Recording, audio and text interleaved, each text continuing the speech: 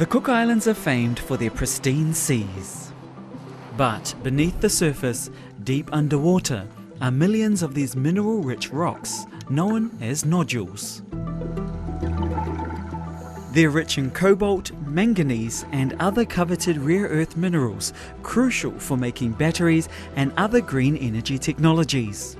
And if these odd misshapen rocks can be successfully harvested, this has the potential to generate between 100 and 200 million of direct revenue a year. But for some, you can't put a price on what's at stake if mining goes ahead. They come in, they extract, and they say thank you and leave.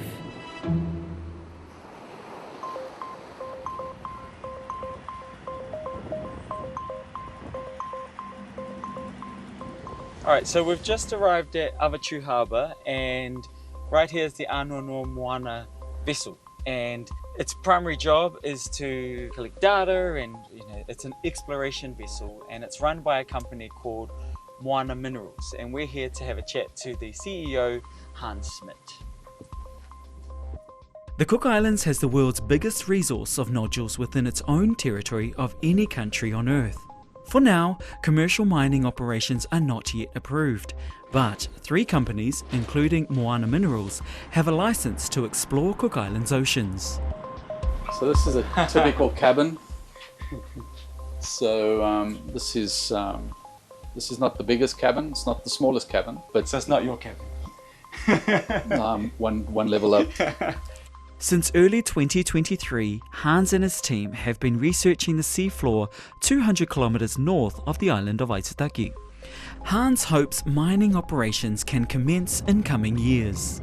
We are looking to get all of that data collection done by the end of next year, so in 2027 we can submit our application for an environmental permit, and as soon as that is accepted, to apply for the mining license. Deep sea mining has been a live issue in Cook Islands for years. Environmentalists warn the ocean's fragile ecosystems could be harmed by large-scale mining. Hans and his team hope the work they're doing can prove mining at great depths will have little to no impact on ocean health. Of course, they would be testing a noisy piece of equipment while we're talking. So this is our laboratory container. We have 3 laboratories on board. So this is the geological one. We have one for biological work, and then we have one for chemistry.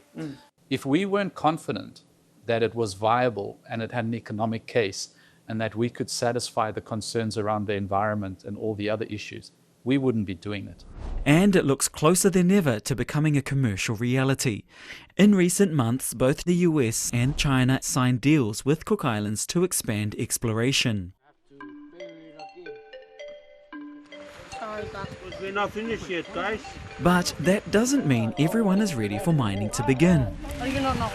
Here in the plantations of Rarotonga, you'll often find the team from Kōrero Te Oro, a local environmental NGO teaching young people indigenous practices. Maori name is Renga. Turmeric. Most people that are making the decisions, they're not doing anything about the impacts that are happening into our ocean. These kids are. They're also out in the lagoon hunting taramea, or crown of thorns starfish, a coral-eating species that threatens the survival of Cook Islands reefs. So for these kids, deep-sea mining looms as a new challenge, one they remain unsure is the right path for their country. It might be good now, but it won't be good for our later generation and my children and my grandchildren.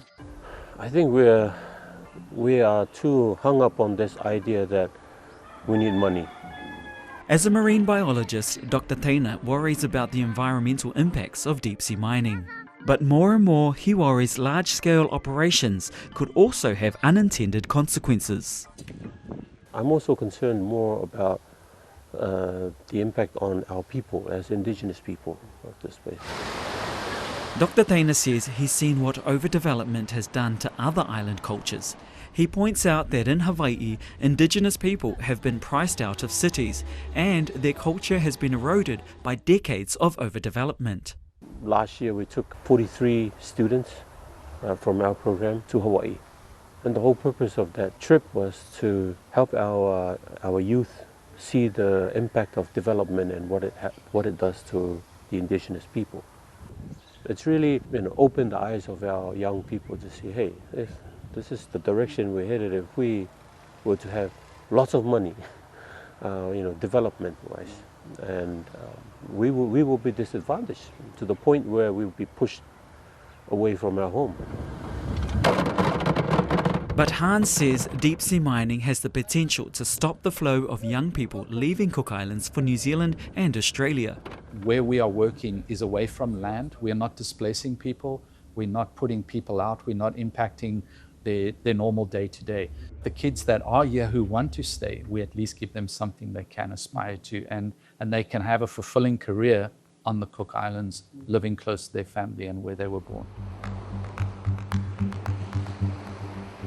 History tells me that it isn't the local Indigenous people of mining communities that benefit. See many turtles? Louisa Castledine, alongside her family, run Ocean Tour Adventures, a tour company. My name's Regan. Right here we have Mark. Up the back we've got Dan. She is one of the most outspoken Cook Islanders against deep sea mining. They come in, they extract, and they say thank you and leave. And what we're left with is the damage, the loss, and the recovery. And that is not a future I want for my future children. We really need to be asking ourselves, whose interests does deep sea mining really serve?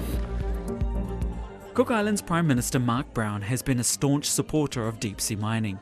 He says it offers a way of building a sustainable economic model for some small island states. The need to diversify the economy is critically important. So we're certainly not putting profit as the motivation for our country. The motivation here we have for our country is the benefit of our people. Tristan Metcalf from the Cook Islands Ministry of Finance and Economic Development says Cook Islands would use the revenue from mining to establish a sovereign wealth fund to benefit all citizens. This is held on behalf of the Cook Islands people. It can't be squirreled away just for the people in the know and people that have influence. What's plan B if it doesn't go ahead? We're working really hard to make sure we don't need to step into plan B, and that's why we're working early. Nearby is Avana Harbour, the departure point for many of the island's fishermen whose daily catch feeds their families and thousands of tourists.